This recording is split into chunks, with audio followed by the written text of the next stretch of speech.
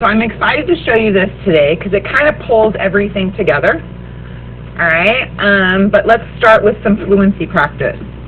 So these are my pi over 6s, my smallest angle. That's what we're measuring right here, right? That's an angle. That's what I'm talking about. So pi over 6, this is 5 pi over 6.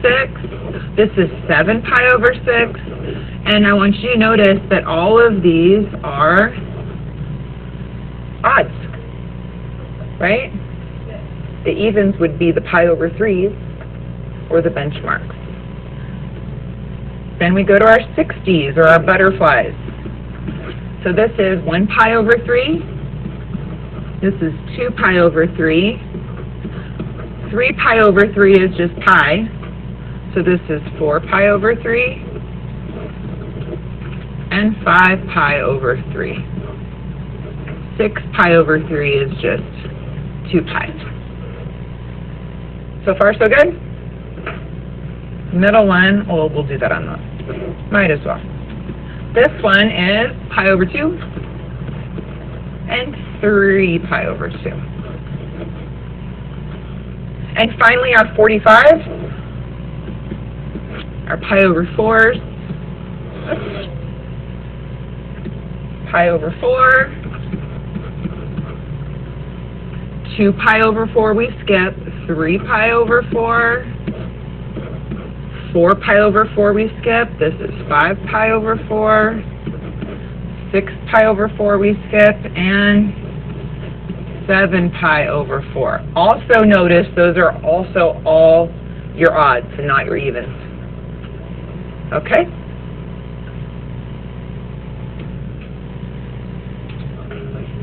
Okay, so these are our reference angles. That's what we've been using. Our pi over 4, pi over 3, and pi over 6s. Okay, so this is what I'm super excited about. So we can compare our polar plane to a coordinate plane. You see how that fits on there with a perfect unit circle of 1? Johan.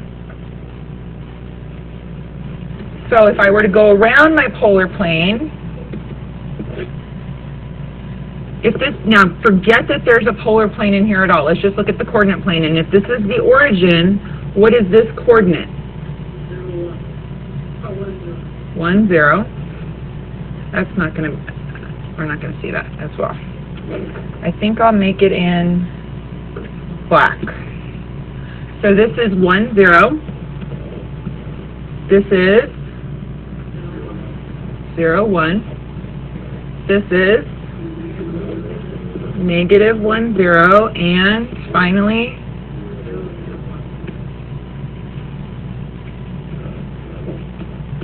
zero, negative 1. Check this out. Let's start with our smallest angle. Our smallest angle is our 30-degree angle.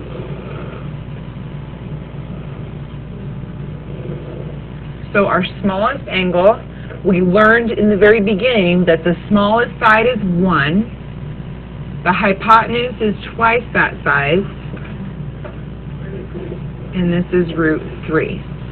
But just imagine if I had my hypotenuse were to fall down here. How big would it be? Not 1, 0, just 1, right? It's 1 unit. All the way around, it's 1 unit, my hypotenuse. Does that make sense? Look at, you can see the triangles. Isn't that cool? That's just like in the video we saw in the very beginning. Right, with the Ferris wheel and the sine wave. Okay, so all the way around my circle, my hypotenuse is 1. Well, that says 2. So I'm going to have to scale this one down. Let's scale it down like this. Let's look at this triangle here. What if I had a triangle that was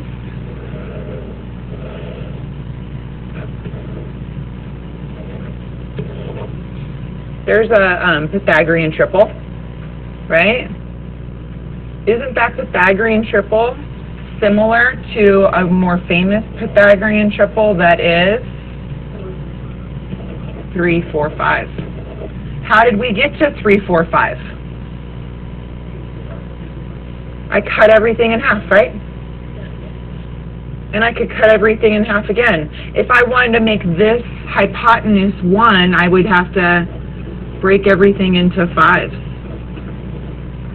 Well, in essence, that's what I'm doing here. I need it to be not a 2-unit circle, but a 1-unit circle. So I'm going to divide everybody by 2. When I divide everybody by 2, this is now a unit circle all the way around. The hypotenuse is going to be 1. So that's why I wanted to introduce you to that. We did it a couple days ago, right? Or yesterday. Did we do it on Friday as well? A little bit, maybe. Okay, so that being said, check this out. This is super cool. This is why I have this on a coordinate grid. So you guys are telling me that all the way out on this circle is 1 unit, correct? So how much do you think this far out is? Take a guess. 3/4. You think 0.75? 0.25? Wouldn't 0.25 be here? Right? So take a guess. But that's not an exact. I mean, that's exact, but we're taking a guess. 0.85. Put √3 over 2 in a calculator. That's why they got calculators out there. What is √3 over 2?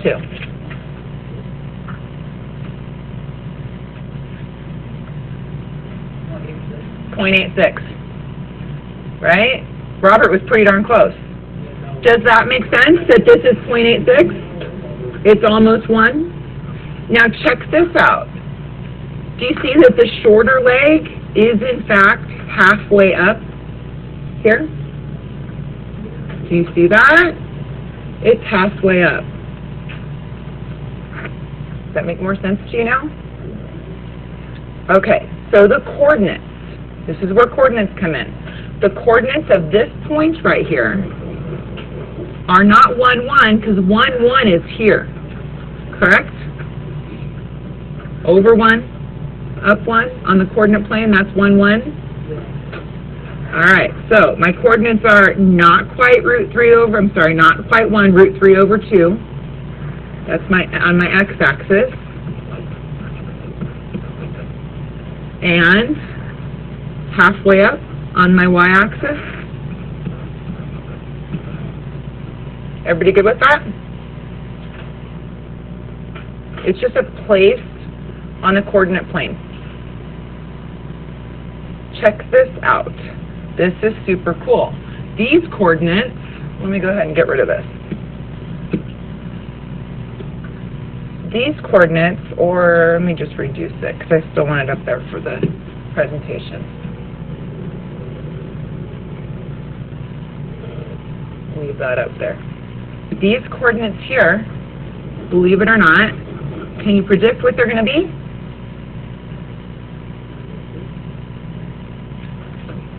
This one right here was made with a 30, 60, 90. What's this one made with?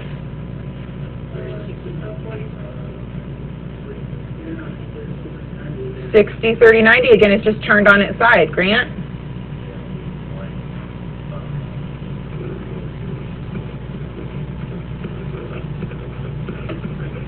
It's going to be this switched. Why? Nope, not because that's math. It's the same triangle, right? You can kind of see it. If I were to switch it, let's do it with a different color. That way you guys can see it a little bit better. Let's do it with green. Let's make this one green. It's going to be 1/2 √3 over 2. Let's do this triangle. It goes straight down. Can you see how the shorter leg now is a 1/2? Does that make sense? It's a 1/2. So that makes the x value a 1/2. And then the other one, the longer leg, is almost 1, which is the √3 over 2 piece.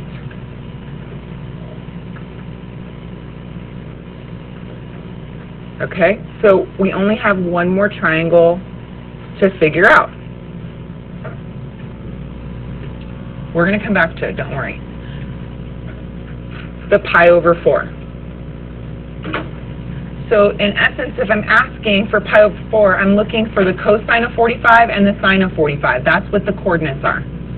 The cosine is my x, the sine is my y.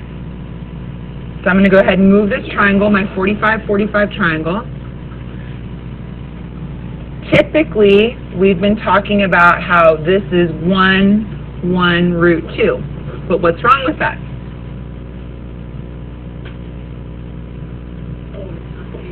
It's not scaled correctly. It's not, this isn't a root 2 circle. This is a unit circle, 1 unit. So what do I have to do in order to make it a unit circle? Divide it by square root 2. Everybody gets divided by square root 2. See why I showed you guys this before? So when root 2 over root 2, that becomes 1. So the coordinates of this one are 1 over root 2. Because my x is 1 over root 2, and my y is 1 over root 2.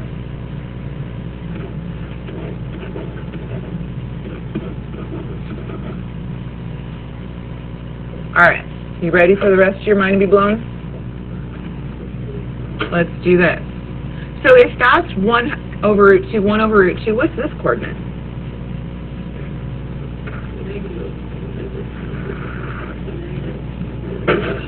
Because my x is negative and my x is negative and my y is positive, right? And so I'm going to go to this, right here. So all you really need is this one, right? Because this one tells you, is this too much on the screen? Okay, I'll go back one. Better?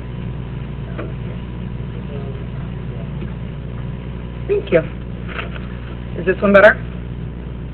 So I can actually, okay, so I'm looking at my 45s. My 45s are 1 over root 2, 1 over root 2, negative 1 over root 2, 1 over root 2, negative 1 over root 2, negative 1 over root 2, and x is positive on this one, so 1 over root 2, but y is negative 1 over root 2.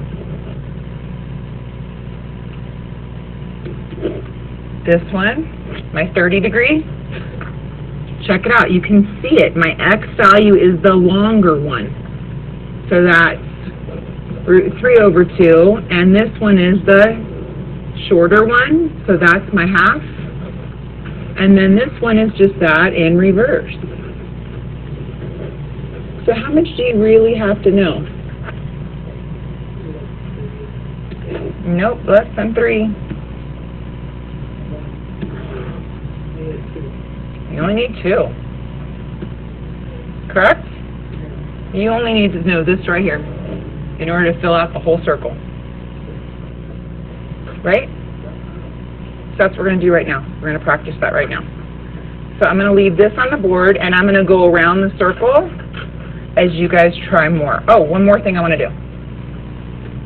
Let's see. These. Cosine and sine. These are the only ones that are different. Right? These are my 1, 0, 0, 1, negative 1, 0. So what is sine of 0? Think about it. We're at 0 degrees. What's the sine? 0. Sine is y. Think of it this way. C comes before S. X comes before y. Is that helpful? C comes before S. So sine of 0 is 0. Sine of 270. 270, 27, down here. What's the sine? Cosine of pi over 2. Where's pi over 2? So cosine would be 0. What would sine be? 1. Are we doing better? Okay. All right, let's practice it ourselves. Maybe I'll put this one up here. You guys try it. I'll pause it.